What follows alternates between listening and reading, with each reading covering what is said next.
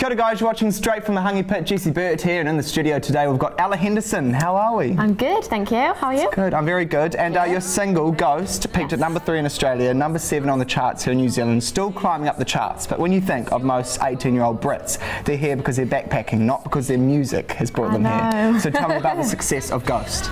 Yeah, Ghost has just been, you know, taken me on this just incredible journey, really. Since I wrote it from that moment in the studio, Ryan Tedder, it's kind of just took off. I mean, I released it in the UK and it shot straight to #1, it went platinum, and then it's letting me travel the world. I mean, I'm here the other side of the world right now from where I live. Exactly what you want out of a first single.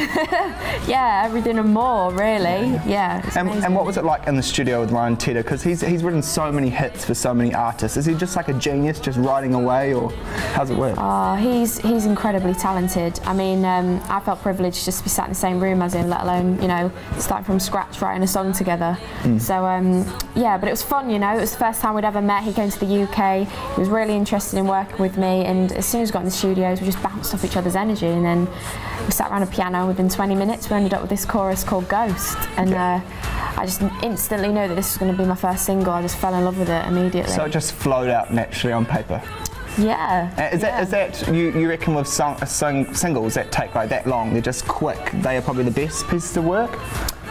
I'd say so, yeah. I mean, when they happen fluidly and organically, then I reckon that that's when it means that it's something, you know, a bit more than a song that is a bit more mechanically made.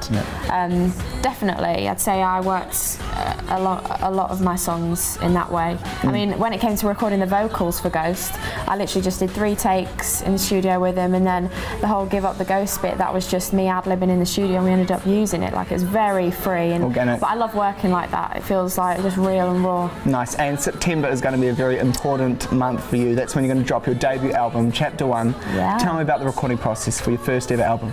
Oh, it's just been an insane journey. I mean, from literally last year, I've been in the UK and in the States writing with some amazing producers. I got to write with Babyface, who's written with like Mariah, Whitney, TLC, Al Shooks, who did Empire State of Mind, Salon Remy, who did the Back to Black album. All these people who growing up I listened to their music or saw their names written on the scores of, you know, piano stuff, and just actually being in the studio with them was just something I'll never forget. But yeah, it's been a really, really cool journey. And you know, the thing with me was just about taking my time with everything, not rushing into anything, and just really figuring out my sound and what kind of artist I want to be. I was 16 when I signed my record deal and began this whole process. So I wanted to make sure that, you know, when the time came for me to release music, I felt ready, like physically and mentally. Well, like when I'm talking to you and you're standing here, you've just got so much composure, and you're 18, like this is just a whirlwind, it's a roller coaster. Like, is it a pinch yourself moment? How do you deal with all of this hype? I don't know, it is mental. I mean, I do have to take a step back quite often and just be like, did that really just happen?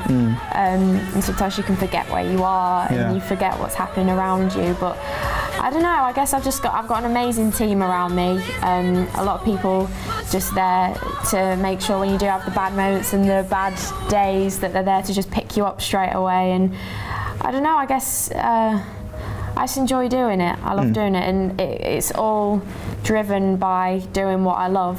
So with the parts in it that you don't enjoy as much, you just think, you know what, all together, at the end of the day I get to get up on stage, perform my songs, and I get to get back in the studio. And theoretically this is like your job, so like this is something you want to do right into the future, and it's not like you're working a checkout or something, it's exactly what you've always wanted to do. Exactly, yeah. I guess not many people do get to say they enjoy what their job is. It's unfortunate to say that. Awesome. Well, we've got some fan questions for you now. So the first one is from Katie Locke, and this question is, where were you when you first heard yourself on the radio? Oh, I think I was probably in a cab. Like the first moment I remember hearing myself on radio and finding it really weird, was when a cab driver turned it up. And this is your single? Was humming along to it, but he had no idea that I was in the back. Oh my gosh. yeah, that's probably my first. You could just take Chapter 1 and go on a cab ride around London and then see what the reaction is with all your singles or something like that. Well, I had one guy once, I've actually filmed it, I need to show my manager this actually, I forgot that I even had this video, but he's like, I really like this girl, she's American and she's this, and I'm like, she's not, she's from England. You know, I just thought I'll let him keep running with it, and didn't have any idea who it was. was. It's funny. All right, and second question is from Lily Rose Dyer. Watching interviews, you're very bubbly, but your music is so deep and dark. Why is that? I don't know, I guess I do use my songwriting as a form of therapy. Yeah. I let everything out, and the way I write is very much like an open diary. I'm very honest with the way I write. I don't know, I guess I draw from raw emotion when I go to write, whether I'm feeling really angry, really sad or really happy.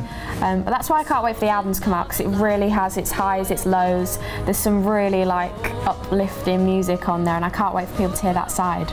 Awesome, well thank you so much for coming into the studio and talking with me today. We're now going to roll into your brand new single and video for Glow. So just quickly, can you give us a little rundown on what Glow's all about? So Glow is about bringing people together ultimately, but this song is, I think this song is quite unexpected of me.